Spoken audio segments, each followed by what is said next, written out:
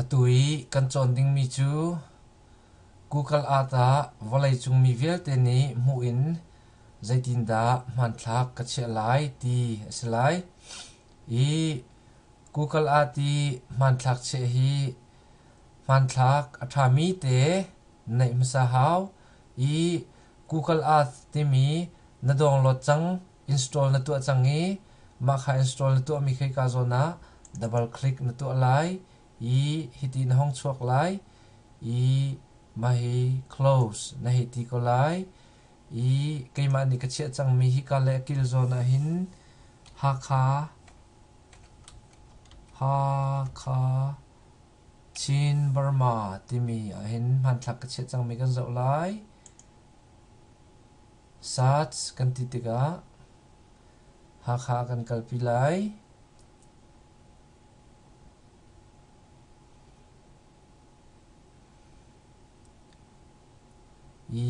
hi ka zoni ade mi te vel te hi man thlak an si na let der de tika hi ka zona hin rung tlang chung lai tlang ti mi hi keima ni ka che mi si I ma hi navan me pia ga chun hiti hin hi man thlak hi keima ni ka thlak hi mi si rung tlang chung lai tlang by chung te for you ti mi hi si le ma hi ban tukin man thlak che na du a chun hi ka zon te hin upload your photos ti mi umna ka hin Panoramio ti mi website a kalding si upload your photo ti mi na me lai I khan hiti hin Panoramio honglang ka zona hin Gmail na na imi khan sign in na to lai email na na imi chu kay ka na imi chu cungte4u@gmail.com ti se ka hin ka password ka trial lai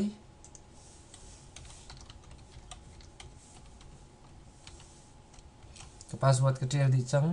sign in ka to lai I ma ka khan hi ka zona hin athar hong chuak changi upload photos ti mi hin nakal lai I ka khan hi ka hin khoi ka da na man thlak ti sia chun ma hi ka hin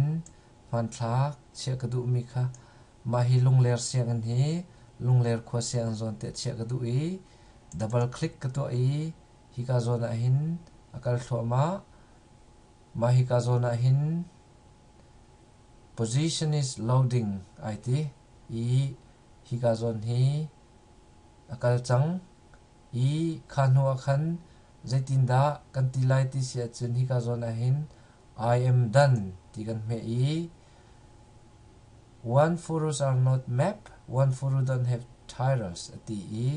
yes kan he ti ko la khan ho khan ma hi ka hin kan man thlak kha hong lang alang lawa chun hi ka your photos ti mi hin nakal lai I hong lang I hi lungler khwa sian zona kan che kan du I hi kan me piak I lian de oina hong lang I hi ka zona hin atlang pia tial lo cha vai khat kan me piak I khan lungler siang in tia kan trial piak I ma hi ka I man thlak Panoramio ina chia zonga Google ata alang ri lai lo atang te a hin unmapped photos are not selected for Google Earth ka hin ID hi actually 75863676 IT lema hi valai chung mi vel te mu ok in Google ata zaitin da ka chia lai ti sia chun map this photo ti mi hin nakal lai map this photo ti nakal li hi ka zon te hin na che du na kun ma kha na kol lai ka che du na khi lungler ti sinain hi ka GPS ential ninga LON chun LE chun chin hi ka zona hin ni ahong lang changi ma hi kawan me pek te ka lungler kha ahong lang hi ka zon hi lungler khwa si kan van lenter de wi hi ka i tungai phun mu te hi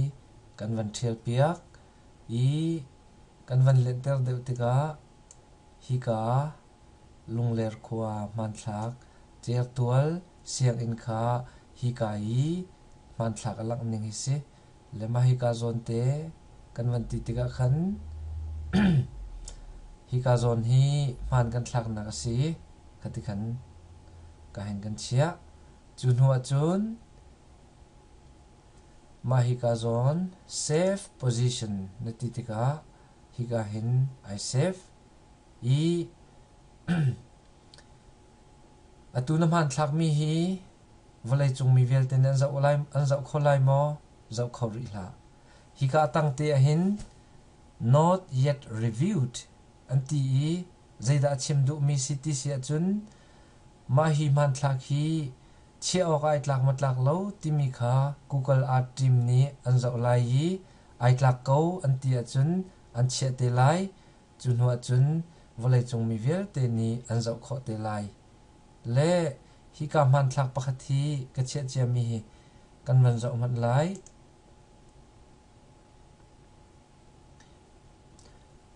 selected for Google Art ka hin chun hi karak che che mi kha an zau man thlak tha si ko che tlak si ko ti cha khan hi ka zon te hin Google Art cha thi ma si chang ti kha se le hi ka hi atu baki kan van upload mai chu not yet reviewed an zau ri lau an zau te lai chun ha chun ai tlak ko an ti si le an che te lai za ok atha te lai ai tlak lo che tuk an ti si le an reject te lai le khavial kha asiko le Google Art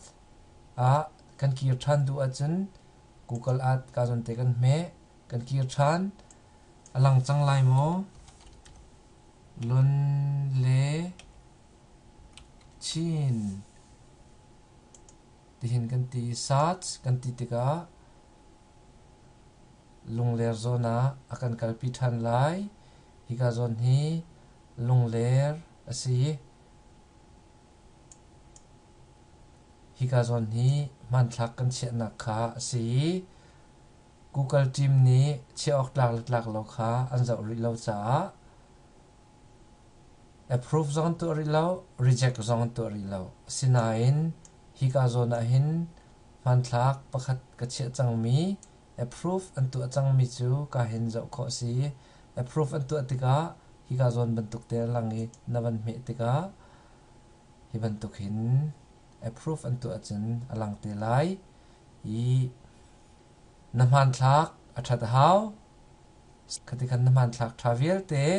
volei chung ummi lai mi sina mirang sina mi phundang kip sina naman thlak mi kha Google Art